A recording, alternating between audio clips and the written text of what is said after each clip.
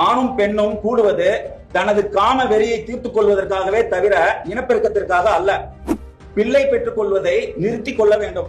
நீ உன் மனைவியுடன் கலவி செய்யக்கூடாது என்பதற்கும் நீ மது அருந்தக்கூடாது என்பதற்கும் என்ன வேறுபாடு என்று நான் கேட்கிறேன். திருமணம் கிரிமினல் குற்றமாக கருத வேண்டும்.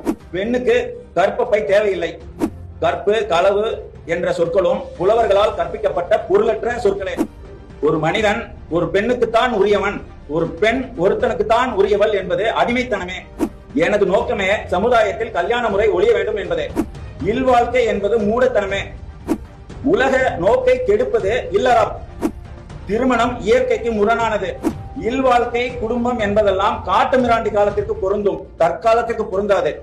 கடைசியாக ஒண்ணு சொல்றாரு கேட்டுங்க. ஒலி காளைகளை போல ஆண்களையும் குழந்தைகள் பெறுவதற்கு என்று பெண்களையும் வைத்துக் கொண்டு உறவு முறை தெரியாமல் இருக்க வேண்டும். இதோட அர்த்தம் தெரியுதா உங்களுக்கு?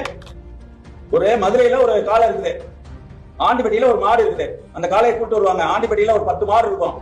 செனை பிடிக்க வைப்பாங்க. வச்சுட்டு அந்த மாடு போயிடும். போன பிறகு அது பிறக்கிற குழந்தைக்கு அப்பன் யாரும் தெரியாது.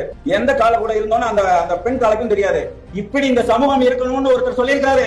நீ யாரு கூட வேணாலும் படுக்கலான்றத திருக்குறள்ல பேருந்துகள் எல்லாம் எழுதி வச்சிருக்கோம். அது மாதிரி இந்த பெரியார் பொன்மொழிகள் எழுதி வைக்குமா?